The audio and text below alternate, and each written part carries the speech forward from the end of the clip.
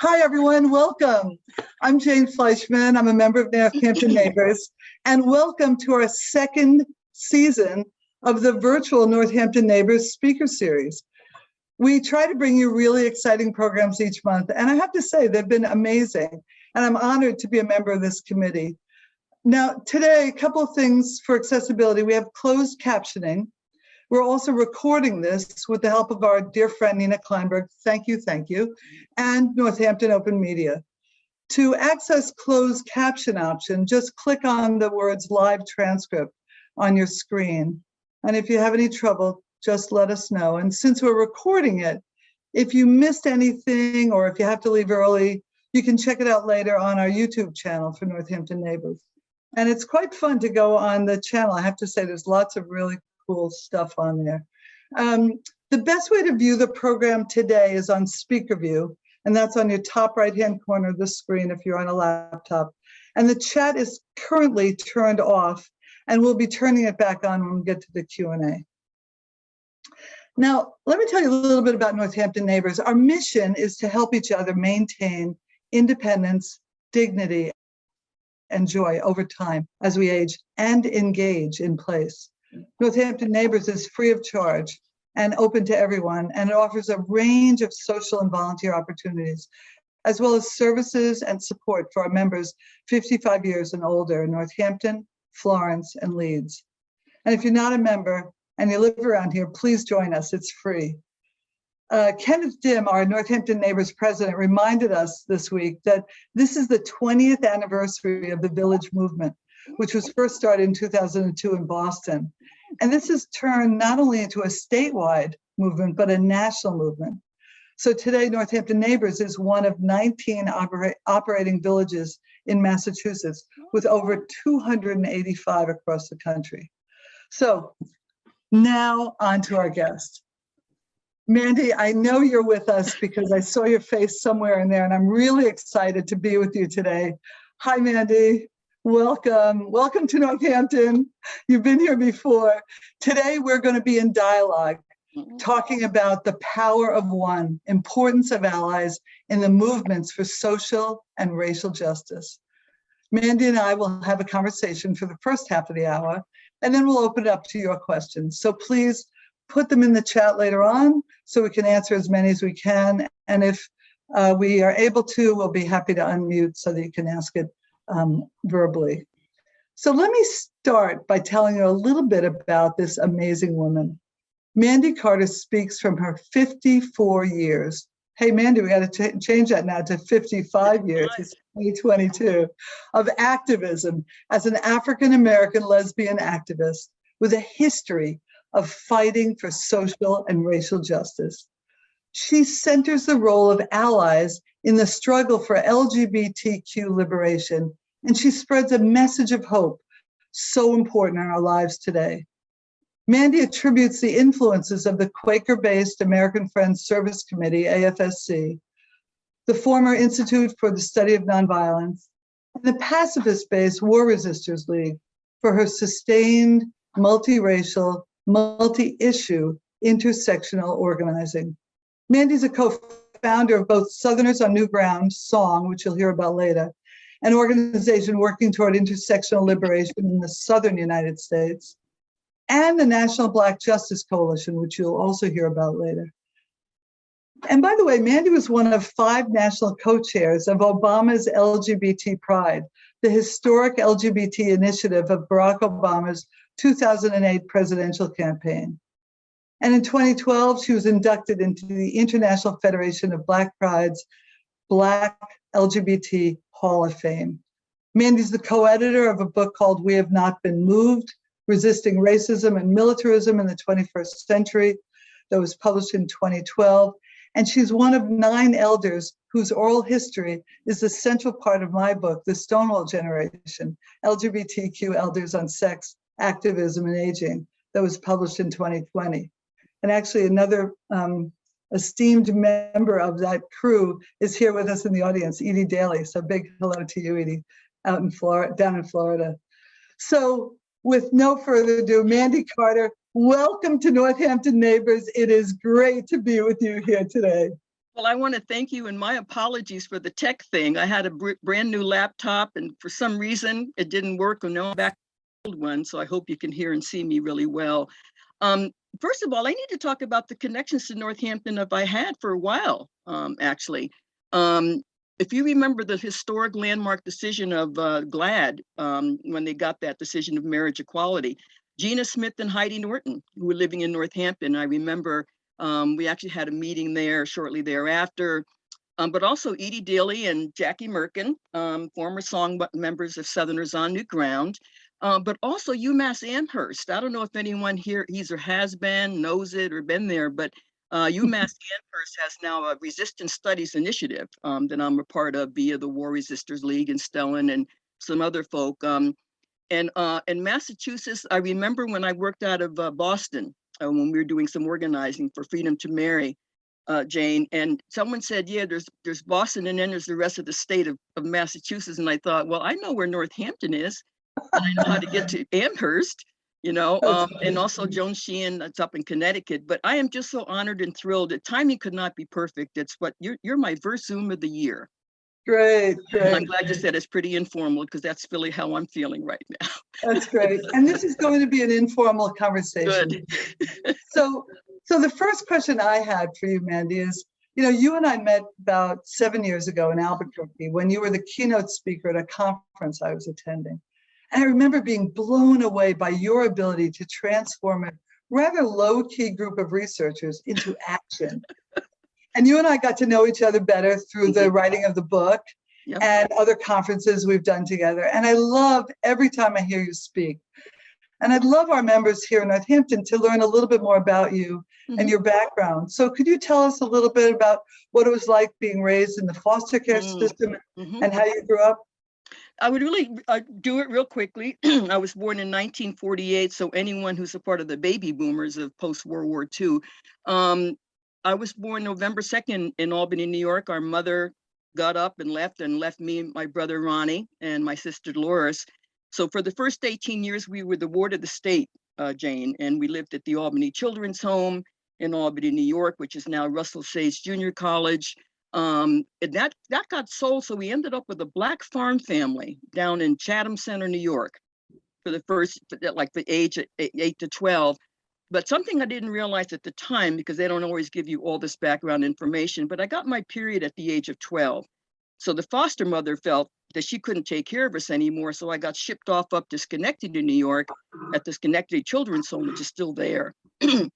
And I need to share this story. I left my brother Ronnie at the age of 12 at that foster home. I just reconnected with him after 59 years, to give you an idea. So if anyone on this Zoom is involved in foster care or adoption or whatever that might be, there's a reality check. But for me, the thing that I think was most transformative, they put us into the public high school system in Schenectady. Mount Pleasant High School, graduated in 1966.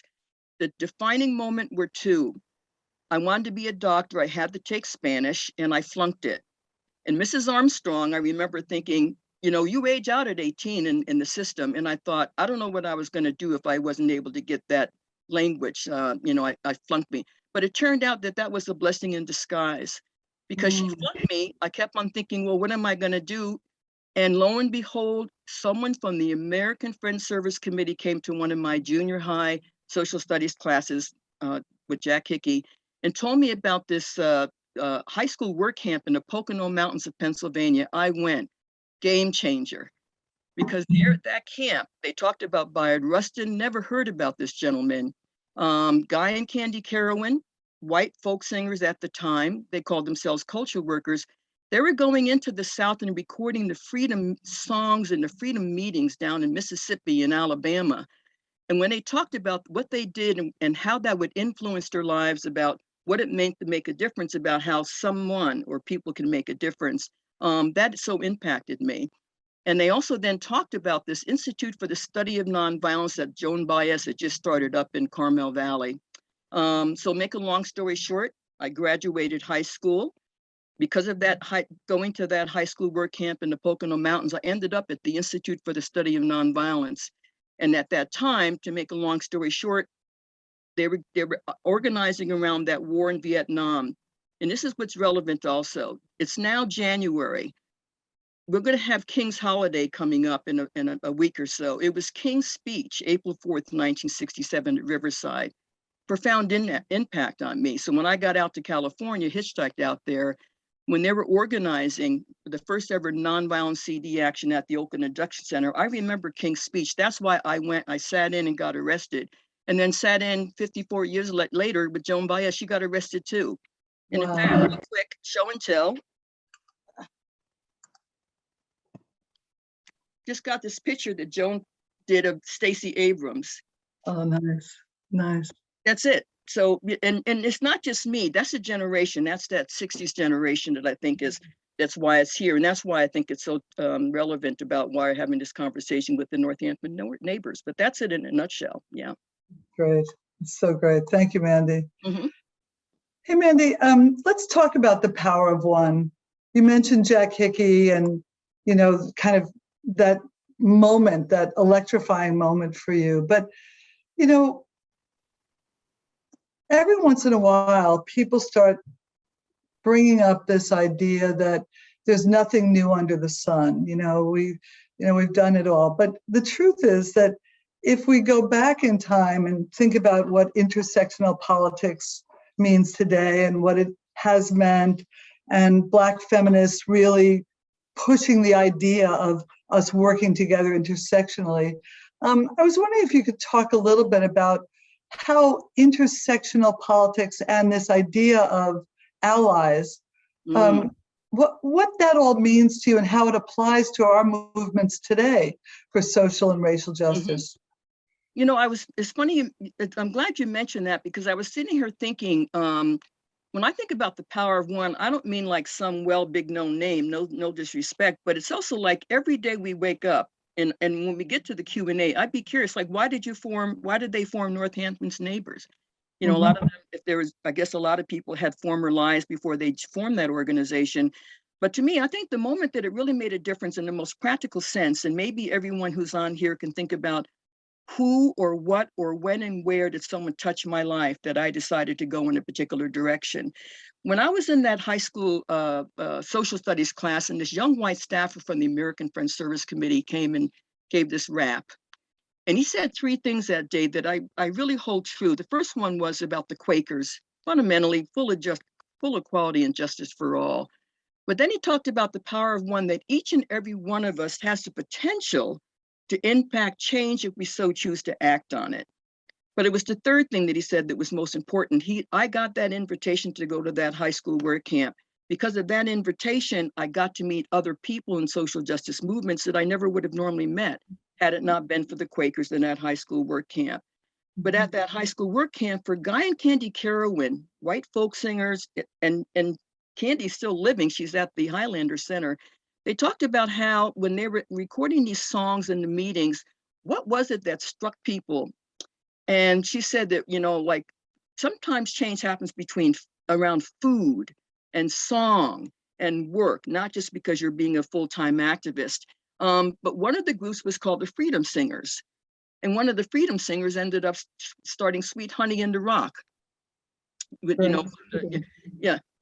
But for me, I think the tool, it was like when I ended up going out to California, and I decided, because of that King speech that I heard in April 468, essentially he was asking this question: why are we going 8,000 miles away to another country? Predominantly, I'm thinking of the Black community at this point, and in the name of morality of that war. But he also talked about economic justice.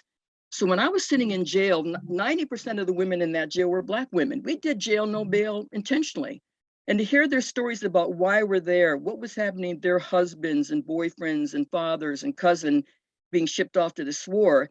But also King, because I was only 18 at the time, had he not talked about the economic justice issue, the Poor People's Campaign that goes on to this day, that generationally made us as baby boomers connect with those resistors from World War II, Jane. That was a generational mix. And we're about ready to have that right now as well. But also, like, I'm just one person, but you have add one and one and one and keep on adding it up and figuring out how that change can happen. You see the justice movements that are happening, you know, around the country, but also internationally.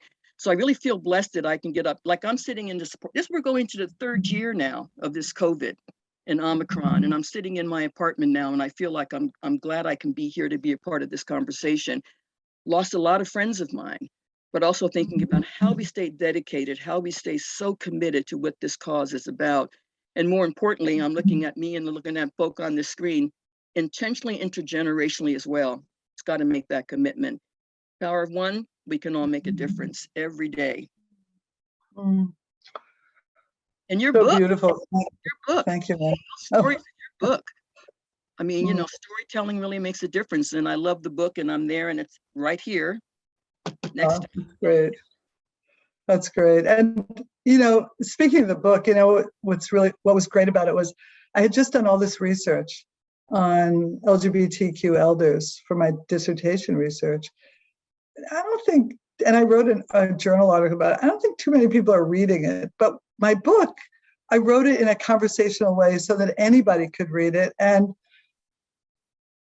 a lot of people have told me that it really helped, you know, change their family conversation. It changed people that didn't really understand them, straight people and heterosexuals who were kind of like, not what they meant when they said they were gay or lesbian or bi or trans. And so, you know, I think it's really been a good tool for us to use in terms of storytelling. like it, really important. It's good. So Mandy, speaking of stories, one of the stories I was hoping you would tell today is what it was like when you got out to San Francisco and you started working at a wonderful lesbian bar called Maud's. And real, you know, I think a place that was like a community center, a social service agency. You know, we talk about Northampton Neighbors as providing services, but Maud's was really that kind of place before the digital age. And I was wondering if you could tell us a little bit about what it was like to be part of the San Francisco gay community at that point. Okay, and I'm just curious if anyone knows the San Francisco scene from back in the day. What was the bars you all had up in Boston? You had some bars up there as well. Anyway, well, you know, I went to my first lesbian bar when I was 18 in New York City. And I remember going into this bar, no disrespect, but down the alley, everything was called after like a Johnny Mathis song, like 12th of Never, whatever. But you had to be 21 to go to the lesbian bars in San Francisco. When I hitchhiked out there with some friends, I was still only 19. I had to wait for, 3 years. I sat across the street from Maud's, 937 Cole Street. It's still there. It's now called Finnegan's Wake until I legally turned 21. But when I went, what I was really struck by, first of all, I said, you have lesbians going into bars in broad daylight? Like, you know, you're out there and everyone knows about it. But the owner of that bar, Ricky Stryker, she came from, she was adopted in her family. And so when we ended up having conversation, I had a lot more in common with Ricky. But the thing about Maud's, what I thought was so interesting, and there's a wonderful film called Last Call at Maud's. You know, you can look it up and see. What I was really struck by is that at the time, San Francisco was not large. There were so many gay and lesbians moving to San Francisco, but also a lot of, you know, what was it called? The Summer of Love in 1967. Right. And I remember we went to the Haight-Ashbury, but Haight-Ashbury, where Cole Street dead ends at Haight-Ashbury. So I went to the Haight-Ashbury switchboard, found a place to stay with Vincent O'Connor with the Catholic Peace Fellowship. And when I legally turned 21, all of a sudden my other home, in addition to the Warriors District League, was Maud's. But Maud's was unique. It was around understanding that it wasn't just about selling alcohol or cigarettes or the jukebox. That was a place that the gay and lesbian community at that time, the only place we could really meet and organize. Harvey Milk was out there on Castro Street, you know, and so to go from a place where you could socially to have social interaction. But I remember one of the first things that Ricky got was an award from Dianne Feinstein, who at the time was the mayor, after the brutal horror of Harvey Milk and George Moscone. But to go from social networking and understanding the importance, because Harvey Milk asked one question: how can you have this many people living in San Francisco and no one representing you down in City Hall? Because that's around the issue of employment, that's around the issue of housing. And all of a sudden, what was basically a place for us to interact and be neighbors and and socialize ended up being really important in terms of the infrastructure, the political, social, faith-based infrastructure of San Francisco that exists to this day. So I would say, so bars, now, besides COVID, I think a lot of people have other places they can mix and mingle without that. And by the way, if you do an event, make sure it's between 5 and 6 in the afternoon. I cannot stay up those hours that I used to do when I was hanging out in the bars back in the day. I'm kidding about that, but bars were essential. And your book says it all, Jane, about how that was critical for our movement, social justice movements as well. Mandy, I want to switch gears a little bit and talk about allies. I have a lot of friends and neighbors we have so many different places where we struggle today, right? You were talking about COVID. I mean, the reality of this healthcare system that isn't even a system, and all the economic and social inequality that we're dealing with right now. We're talking a lot about climate change. We're talking about discrimination. We're talking about the threat of nuclear war. I mean, there's so many issues. And I wanted to ask you about this idea of turning the lens a little bit.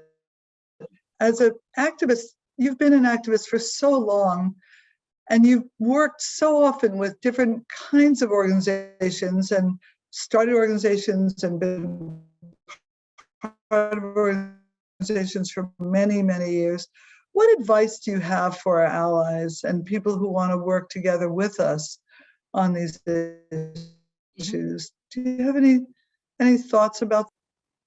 Well, first, what I'm really struck by is I'm looking around and I'm seeing some of the faces in the thing.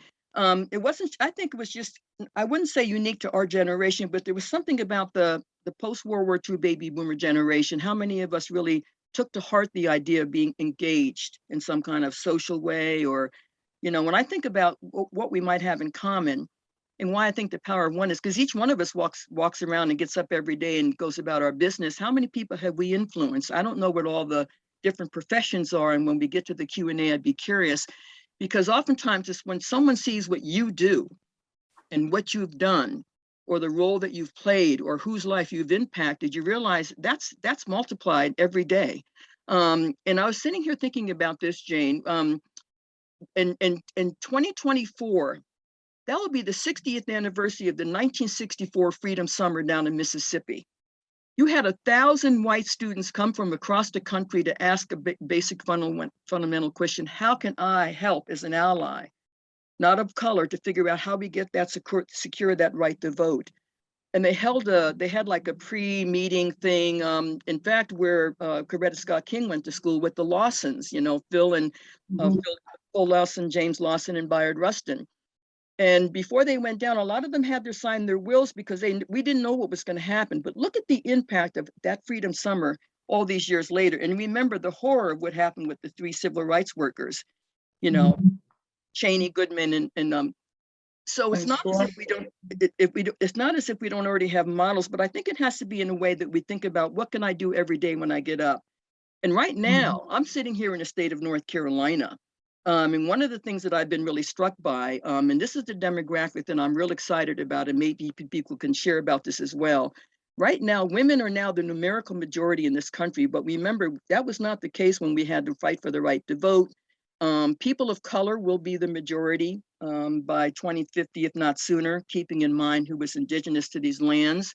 But also, I think the one that's like, how do we find out what I perceive to be my issue, and why would it be relevant to you? And here are 5 that I would just put out automatically that I think makes the most sense, no matter where you live, what language you speak, what your cultural background is. Clean air, clean water. No one should be hungry. No one should be homeless.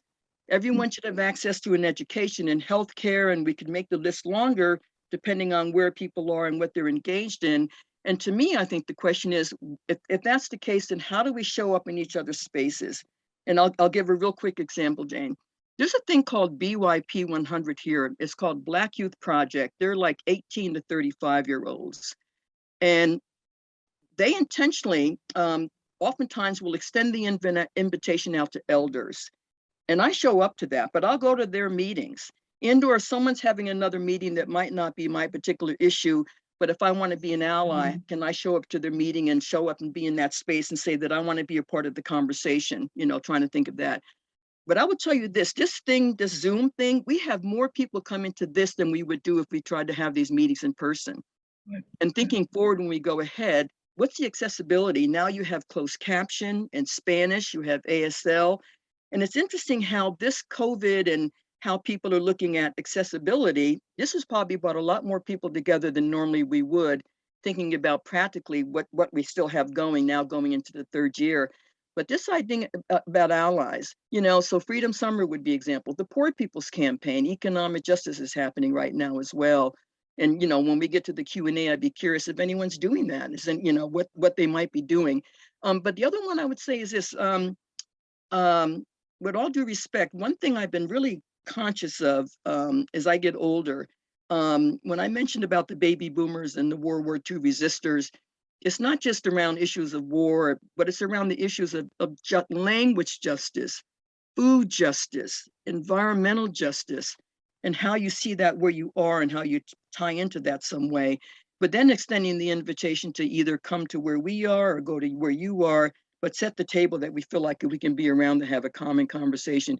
And I will tell you right now, that sign that says right here, 50 years later, I carried that across the Edmund Pettus Bridge at the 50th anniversary of that in 2015. And to think about what that journey has been with John Lewis and Obama, our first ever Black president, and how that brought like 85,000 people to that for that weekend. But when they crossed that in 1965, you saw what happened in there. But here we sit now at the moment, and what are we going to do about it? So that's an invitation right now to how we can collectively work together, Jane, on this issue. That's great. I really appreciate that, Mandy. Maybe we could tell people a little bit about some of the organizational work that you've done. And you and I, the other day when we were talking about resilience and, what is it? What do we do to keep going and keep getting ourselves moving? Because it's just feels overwhelming sometimes. And, Mandy Carter, listening to you gives me more strength, just hearing your words, because that gives me a little bit more inspiration to keep going. We're going to have to switch gears in a moment for Q&A, but I'd love it if you could tell us, before we go to the questions, if you could tell us a little bit about song and also the National Black Justice Coalition, and also a little bit about the National Council on Elders. Yes. And then I'm going to give a little information about Northampton neighbors, and then we'll go to Q&A. How's that? Great. So and Nina. As I say each name, I think Nina was going to put up the web link in the chat so people could follow it. Well, Southerners on New Ground started in Durham in 1993. And it really came together because of the, Ivy Young with the task force, and shout out to the song co-founders. Basically, it was a question of how do we bring together intentionally 3 Black Southern lesbians and 3 white Southern lesbians and talk about building transformative models in the South that connect race, class, culture, gender, whatever. We're now going to be 30 years old in 2023. Mab Seeger, Suzanne Farr, Pat Hussein, Pam McMichael, and the late Joan Garner. The National Black Justice Coalition was founded in 2003. We'll be 20 years old in that, but that was really formed. The NBJC really is, it's an organization dedicated to ending racism and homophobia. How about that? How about that charge? Amazing. That came together because we had to figure out a way for our intentional African-American, Black, lesbian, gay, bisexual, transgender, same gender loving community to really figure out how we could be the face for those who cannot be seen, Jane, and the voice who cannot be heard, to be out there and visible for the work that has to happen. So we do a lot of work with the Congressional Black Caucus and all the historically Black colleges and churches and so on and so forth. And then finally, the National Council of Elders was formed by James Lawson and Dort Loworth, where if you have to be, I think you have to be 65. But essentially, my mind's full. It's intentionally working with 20th century organizers with 21st So that Got it. intergenerational part about what's happening. So we're out here getting that work done as well. I love that. I love when you work with young people and the young people get to work with us old people. It's fantastic. Thanks. And we can, people can take those links down if you like, or we can maybe put them in the chat later. So before we open it up to questions, Mandy, I just wanted to tell folks a little bit about what's coming up next with this speaker series, because our next speaker is Martha Hanner. She was a pioneer at NASA, and she's going to give us a tour of the solar system. That's on February 4th. And on March 4th, Henry Rosenberg and Ira Helfand, two prominent local doctors, will talk about the growing danger of nuclear war, with a history of resistance and what we can do about it. So please don't miss these great talks. Great. And if you like Northampton Neighbors, if you're new to us today and you're tuning in because you're a big fan of Mandy's, which I am too, and if you want to know a little bit more about us, we're a small nonprofit. And as I said before, we exist to combat isolation among Northampton seniors. So if you'd like to contribute, please give generously, either of your time or of your wallets. I do, and it sure feels good, especially when you get involved. I'm so glad I got involved in this committee because I've met amazing people and I get to do this kind of work. So there's how you get in touch with us. There's our information, how to call us, and also how to find us online. So Mandy and I wanted to hear your questions. If you want to, by the way, if you want to look at the book that Mandy's in, that I was so excited to have her be part of, the folks at Broadside have copies that I signed, and it's, yeah, there it is. And there's the link to it. If you don't live around here, please go to your own independent bookstore, like Tombolo Books, maybe in St. Pete, or Santa Cruz bookstore if you live in Santa Cruz. But go to an independent bookstore. Don't go to Amazon, you know that. And feel free to share it with other folks. So now it's time for us to go to some questions. So Nina, we're going to need a little bit of your help on this. Do you know whether we can open up the chat now? And the chat is now open. Okay, great. So if people want to just put any questions in the chat, we'll be happy to entertain them. And Mandy is a whiz at putting in links in the chat. So there's the first one, National Black Justice Coalition. There's the second one, SONG, Southerners on New Ground. And the National Council of Elders will be coming up next. So please don't be shy.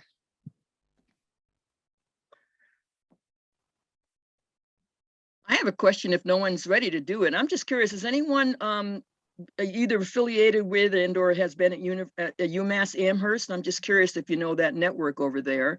And or if there's anyone, and I'm hoping at some point that this might be able to be in person, but I'd love to come up whenever that might be, Jane, to come up there. But I'm just curious about whether there's some intentionality when I mentioned about elders and youth, and I know it's a lot of virtual, but is that happening in any way? And is anyone involved in the foster system and the adoption? I'm curious about that because that's my background. Let me take the first one, Mandy. We just had this wonderful experience with a professor who's actually going to be one of our speakers this coming spring, Gloria DeFulvio, who did an oral history class where she had students interviewing a lot of members of Northampton Neighbors. And it was great. And the students got credit for it, and it was lots of fun. And they did it through StoryCorps. And it was a great learning experience across the generations. And there's lots of people involved in Northampton Neighbors who've either worked as professors there or staff, or I'm an alumni there, so lots of people. Hey, we have our first question. Okay. From Joan Garrity. Hi, Joan. So nice to see you. Mandy, I am a sister Scorpio born on 11/8/1948. Right on, Joan Garrity. I'm so encouraged to think about one person can do. A question. I'm known and trusted in the HIV community and the LGBTQI majority Black community in Baltimore. But I find when I try to connect with younger Black men and women, that trust is understandably not there. I know I can be a useful person. Any thoughts on how I can more easily demonstrate my bona fides as an ally? And thank you. So that's great. Let me ask. Let me throw it back and say, does she already have a thought or an idea what she might think already before I answer? I'm just curious about that, because a question like that kind of makes me wonder. Like, does she have any thoughts on that before I respond? No. If she would like to speak, I can unmute her if she will raise her hand. Yeah, that would be great, because when you ask that question, I'll be curious. What have you tried? Whatever, and I've got to kind of respond. She's raising her hand. What is her name? Her name is Joan Garrity, Garrity. Where are you, Joan? From Baltimore. Mandy and I know from Woodhull. Yes. There you go. Okay, she's unmuted. Go for it, Joan. Yeah, Joan, yeah. Hi there, Mandy. My thought has been, especially since COVID, of trying to reach out and talk to folks who know me within the healthcare community, to be another person who might be trusted to talk about what's going on with COVID, with vaccinations. So I think that says enough for the moment. Okay, no, that's good. This is interesting, and this is the reality check. Some people are not interested in wanting. That goes both ways. It's not just Black folk and everything. But then the question is, this is critical. Who are the bridge builders? Who are the ones willing to be the people that be willing to kind of be in that space? And all you need is few. You don't need a lot. And then the other practical question would be, like, I'm thinking of the AIDS epidemic. Had it not been for gay men taking those babies of women who were dying with AIDS, it was amazing. And that would have been a practical example. In fact, Carmen Vasquez, who we both know, Jane, was actually working on that same thing around COVID, like who's really being impacted and how that's happening. One thing what I'm really intrigued about is, it's almost like, the best way I can describe it, I went to a meeting, but I had to always go to someone else's meeting. And I said, could we not come to one of my meetings where I know where I'm going to be working, or more importantly, set up a third site where you, right from the beginning, you get the bridge builder saying, how can we have a few people who want to have the conversation and coalition and partnership? And then you'll find people, and it's not about how many, it's more about the quality of what you get done. And if you can model that, I think that's a good example of how that might happen to be. So it doesn't have to be an either or, it could be a both and, but you might experiment with that. But generationally, this is where I'm thinking, who are those young folks in high school who want to be doctors or moving on? You might want to backtrack it into those conversations, where they might have to figure out there has to be. The other thing I would almost say, Joan, I'm intrigued about language. We have an issue of environmental issues here in North Carolina. And because you had a lot of the white allies talking about issues of environment, but when they went up to have this conversation about why people like Duke Energy were dumping all the PCP in those poor communities, Black, brown, and poor white folk, it wasn't until they said, well, the language we want to use is not that, but we want to use in terms of environmental justice or so language sometimes can matter as well. So I think it's just what do you have in common? But just get a few of together, start the conversation and see how that might work. But again, it's a collective we. And at some point, if you're not being welcome, don't give it up. Just figure out how you can keep the work going on and an ally. Yeah. Mandy, we've got some questions about voter legislation and voter suppression.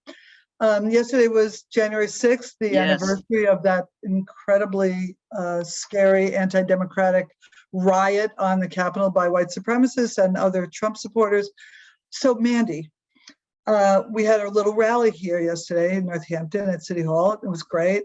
And we talked a lot. It was run by our friends in Indivisible. And we talked a lot about legislation and the importance of people getting involved. Can you say a little bit about, from your perspective, how you see what's going on? One thing, and I think, and it's ironic that when you think about, we didn't have the right. Remember, we came here as property. I'm sitting here getting a little emotional about this. we came here as property, as slaves in terms of this country. So when I hear about the founding fathers, with all due respect, who had to own property, including slaves, I remember when Barbara Jordan, one of the first members of the Congressional Black Caucus, said, when we talk about we the people, am I part of we the people? Probably had no idea, no idea. But that demographic that I mentioned about of women and gender and whatever, if ever there was a time to bring all that together, the best example has to be Georgia. What happened down in Georgia to win those Senate races? With, you know, when you think about Stacey Abrams and the work with Osloff and Warnock, but they were going out into those rural counties. They were going to where people are. And I would tell you right now, you have a whole major voter register. You have the John Lewis Voting Rights Act, the Freedom to Vote Act. The more we can do that with who represents you up in Congress or who's in your state legislator, even more importantly, that's where that begins to happen. You know, and we each have one. And I would say to you, my feeling about, and I'll be curious, but to me, the change happens because of the changing of hearts and minds. You know, the notion that you have to have the visible presence of what we believe in, the marches and the rallies and all that, but the changing of public policy and the right to vote is so essential. And if ever there was a time to bring that coalition together, women, people of color, LGBTQ, name me all of that together, that's the commonality. And getting back to what Joan, you asked earlier, that's what brings people to that table. That's the one thing we know we need to mobilize and organize. So I think if that's something that, and this is, a lot of it's nonpartisan, you don't have to be, you know, Democratic. We have more registered independents than anything else, but somebody needs to be a part of the coalition to pull that, that network together. Power of the vote is going to be one of the most critical we have to have right now. And on a, and quite, I think the only, why we're getting the voter suppression, there's nothing left for them to do. We're going to try anything we can to try to stop it, which gives me a sense that, yeah, we're probably on the right track here. The first Black president, right? Obama, son of an interracial marriage that used to be against the law, you know, anyway, but that would be some thoughts about forming, if you already don't have them, how you can form them where you are locally and then network. And this thing brings a lot of people together. Yeah. Mandy, a couple of people have been putting their hands up. So one person that I think you might be happy to say hi to is an old friend of yours, Edie Daly. Yes, and Edie. Nina, if you could unmute Edie's, there you go. There's Edie and Jackie too. Hi. Hey, happy belated birthday, Jackie. Oh, right, Jackie, right. Happy belated birthday. Yeah. Night. Oh, Fantastic. So my thing today that I want to say, we're talking about how we make allies and how we go cross generations. And in Northampton, it's pretty white. Mm-hmm. So one of the ways that I work, since I haven't been able to find a way to work interracially, I work intergenerationally. And so with the Smith students and the OLOC members, which is Old Lesbians Organizing for Change, we have had these wonderful conversations where we come together. At one point, there were 50 of us, 25 Smith students and 25 old lesbians. And we got to talk across generations. And we learned so much from them and they learned so much from us. And it is so rich.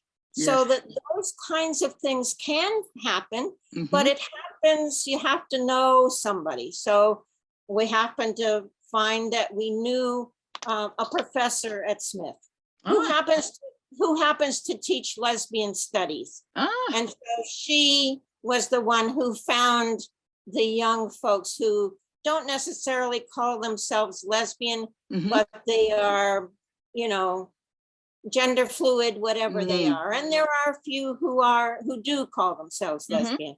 But like that is a very exciting and you know, invigorating thing when we do it and when we get together. So it is possible in Northampton to do that. And we are a progressive community.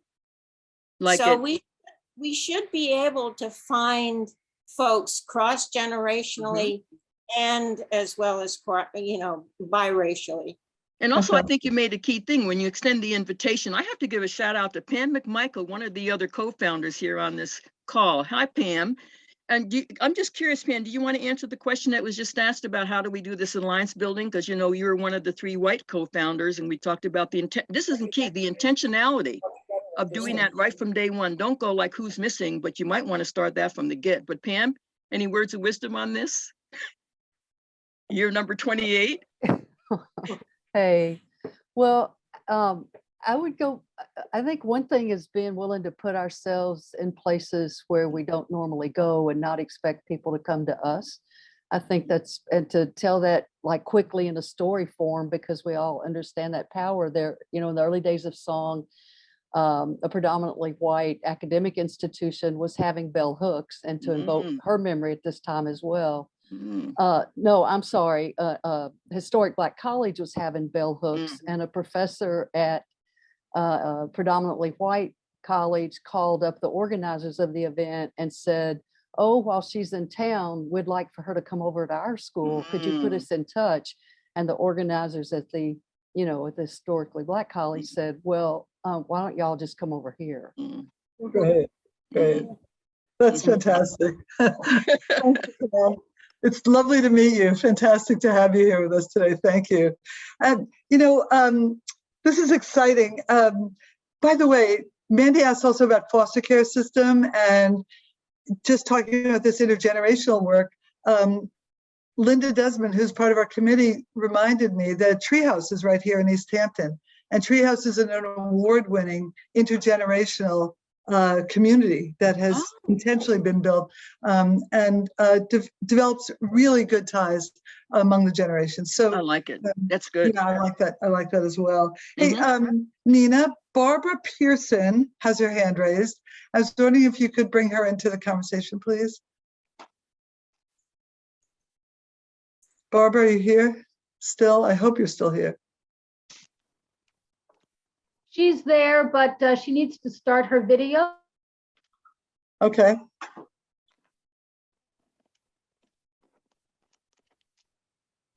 Barbara? There she is. Hi, Barbara. Hi. Hello. I can't unmute. You did it. Oh, I'm unmuted. You're Never mind, I'm unmuted. I put in my question, please. Thank you so much. I'm so thrilled to be here. And while you're talking, I've thought of thousands of other things.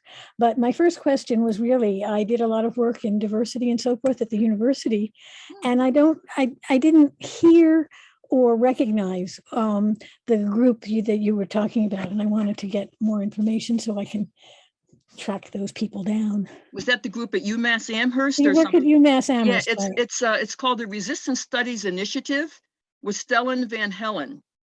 Stellan, oh, okay. Yes. I think he's in the Holocaust place or something. Yeah.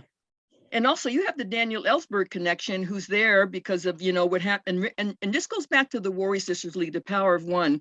When I was in jail 54 years ago with Joan Baez and Jane Shulman, I knew no one. She came and said, hi, my name is Jane Shulman, and I'd like to invite you to a potluck at the Warrior Sisters League. That is why I'm here today. If she had not come up to me, invited me to this little potluck, and I said, potluck, what's that?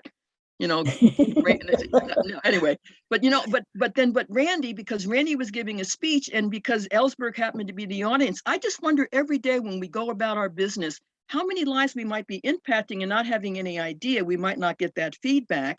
But it gets down to every person has that ability. But the other thing I would say, and this is really important in terms of the Latinx community, in terms of what the ally could be as well, real quick. Here in North Carolina, we have a thing called, what's it called? ICE. It's immigration, blah, blah, blah. You have a Black Sheriff's Association that's not going to go along with ICE. That's a game changer. But also when they're on the back roads here in North Carolina, it would almost have to be white allies who can speak Spanish and end up being the people that can be the, what do you call, the interlopers.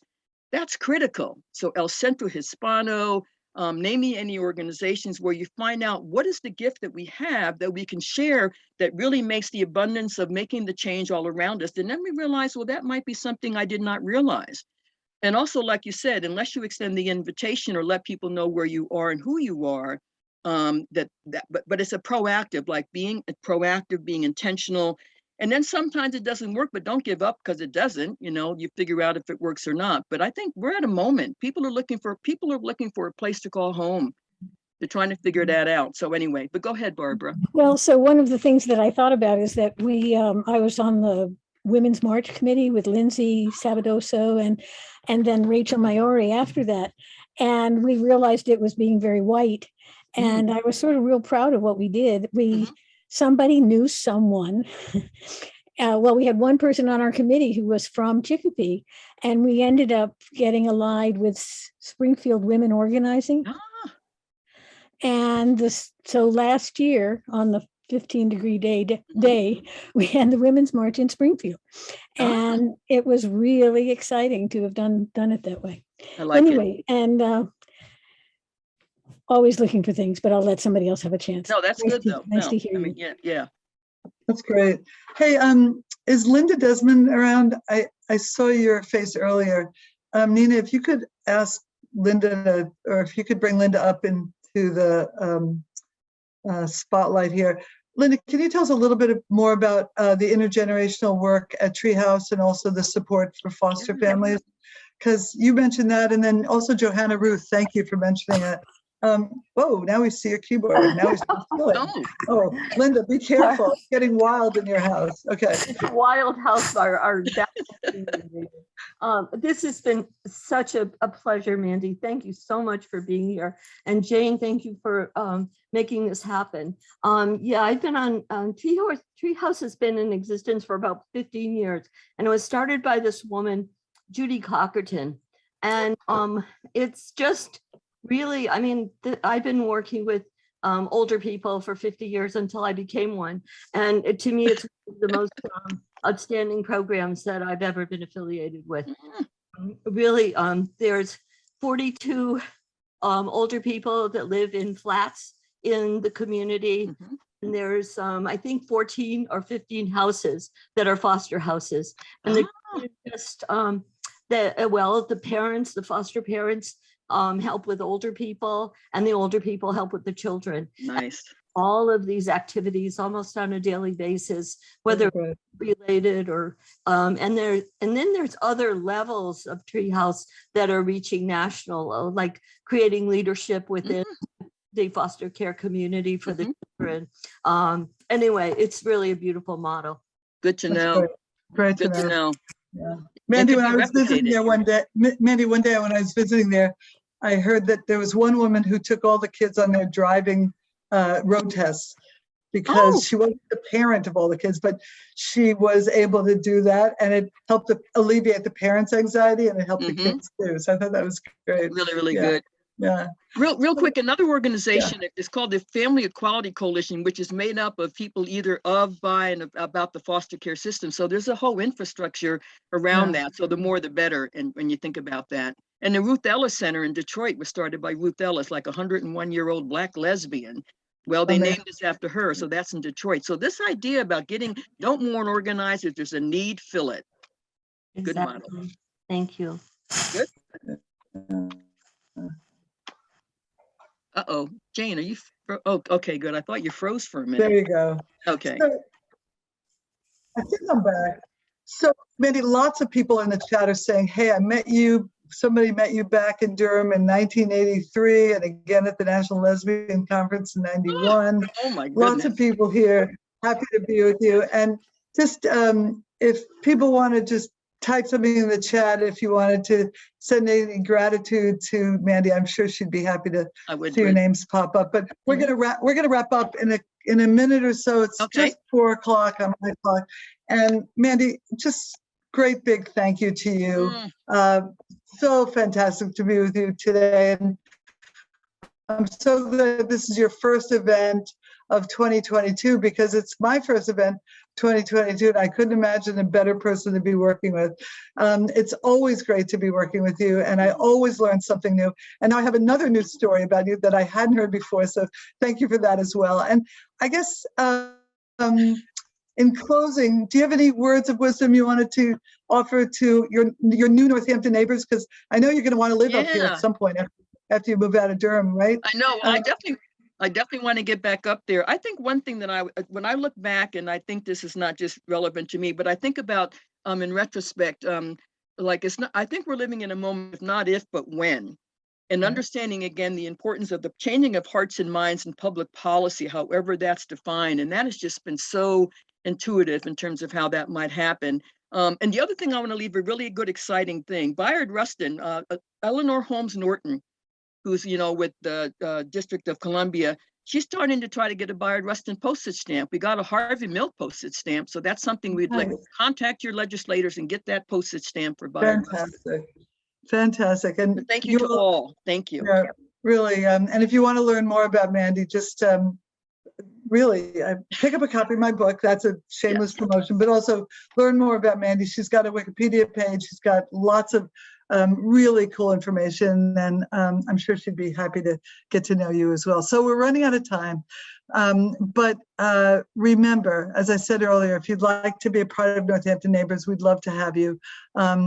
We really are trying to combat isolation, and this is exactly the kind of work that I believe in. And I just wanted to give a big thanks for all of you for being with us today. We had a really nice big crowd and lots of cool questions and great and honor. And really, I'm honored to have all of you be with us. Thanks to the Speaker Series Committee. Big thanks to Nina. Nina, we could not have done this without you, right, Mandy? It's amazing what Nina has done for us these past few days. And a special thanks to you, Mandy Carter, for all you do to make the world a better place for all of us. Thanks again. So long, everybody. Thank you.